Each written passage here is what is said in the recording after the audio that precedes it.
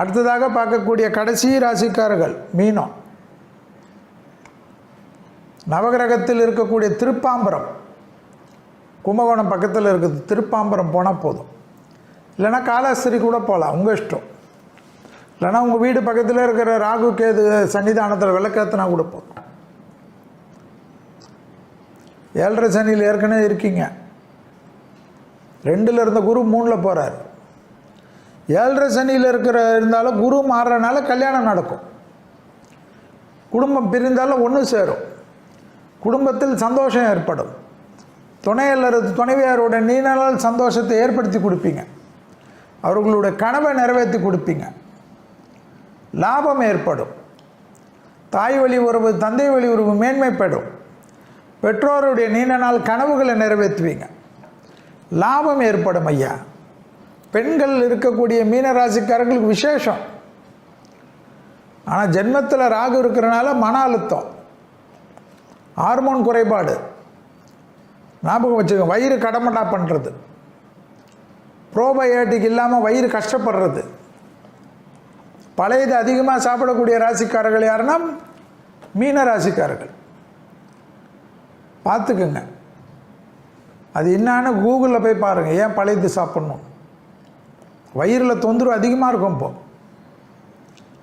வயிற்றுக்கு உண்டான அமைப்பை பார்த்துக்கணும். கழுத்திலிருந்து தலை வரைக்கும் உள்ள உறுப்புகள் விஷயத்தில் கவனம். சின்னதாக இருந்தாலும் ரேடியேஷன் பெயின்லாம் பார்த்துக்கணும். நெக் எக்ஸசைஸ்லாம் ஆரம்பிச்சிருங்க. புரியுதா? மீனராசிக்காரர்களுக்கு தொழில் சார்ந்த விஷயத்தில் மற்ற விஷயத்திலெல்லாம் நல்ல முன்னேற்றம் ஏற்படும். 7.5 சனியில் கூட உத்தியோக மாற்றம் ஏற்படும். வண்டி வாகன மாற்றங்கள் ஏற்படக்கூடிய ராசிக்காரர்கள் முதன்மையான ராசிக்காரர்கள் மீன ராசிக்காரர்கள். குடும்பத்தில் நல்ல விஷயம், குடும்பத்தில் சந்தோஷம், குடும்பத்தில் உறவினர், குடும்பத்தில் நம்பிக்கை, குடும்பத்தில் நட்புகள், குடும்பத்தில் டக்கு டக்குன்று நீங்கள் இருக்கக்கூடிய அமைப்பில் குடும்பத்தில் எல்லாமே நல்லது நடக்கும். செட்டில் ஆகிடணும்லாம் பார்க்காதீங்க. 7.5 சனியில் கல்யாணம்லாம் யாராவது சொன்னாங்கன்னா வேணான்னு சொல்லிட்டு மாட்டிக்காதீங்க. 7.5 சனியாக இருந்தாலும் நடக்கும் நம்புங்க. ஹஸ்பண்ட் ஒய்ஃபுக்குள்ளே டைவர்ஸ் வரைக்கும் போயிருந்தாலும் நீங்களே ஃபோன் பண்ணி பேசுங்க, செட்டில் ஆகிடும். எதுக்கு நடுவில் இருக்கவங்க?